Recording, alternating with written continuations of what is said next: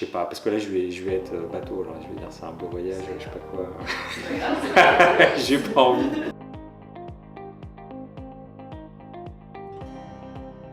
Alors Jean-Philippe Juan, ça fait 13 ans que je suis chez Capco.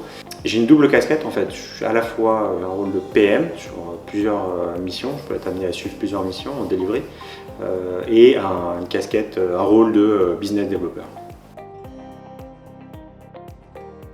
J'ai une expertise dans certains domaines, mais je dirais qu'il y a une compétence qui me semble transverse et clé pour évoluer dans différents métiers de la banque et qui vous permet de retomber sur vos pattes, quel que soit le sous-jacent, c'est le savoir-faire en termes de gestion de projet.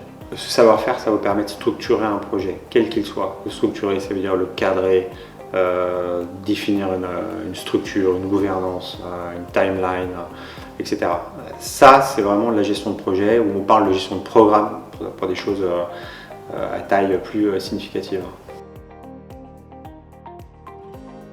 Les banques, elles sont toujours exposées à un risque financier, marché, contrepartie, risque opérationnel, etc.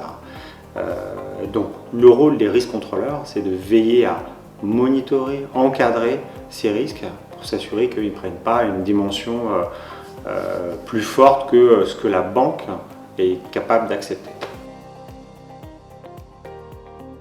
Le contexte, on est dans un environnement où il y a de plus en plus de pression réglementaire sur les risques, en particulier risque de contrepartie et risque de marché. La demande, elle est là. On a un réseau client qui nous permet de confirmer qu'ils ont des besoins d'accompagnement. Notre positionnement, il est connu chez certaines BFI et chez d'autres, il faut qu'on aille chercher du business. Il faut qu'on se fasse connaître, ce qui est légitime.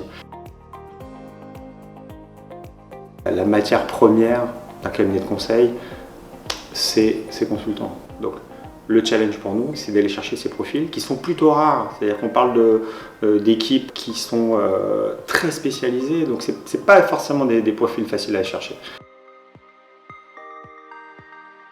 Donc les gens ne sont jamais meilleurs quand ça vient d'eux. Ton rôle, c'est plus de les accompagner, de les tirer vers le haut.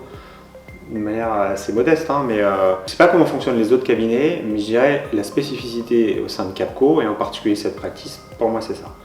C'est d'avoir des gens qui sont motivés, qui veulent faire des choses, puis moi je vais les accompagner ou pas, mais c'est eux qui vont faire le boulot. J'ai quelques bons copains chez Capco, il y a une ambiance, il y a quelque chose qui me plaît. Je dirais ça fait 13 ans que je suis dans la boîte, je suis toujours là. C'est mon 3e cabinet de conseil, je ne suis jamais resté aussi longtemps dans une boîte et je suis bien et je pense que c'est une bonne boîte.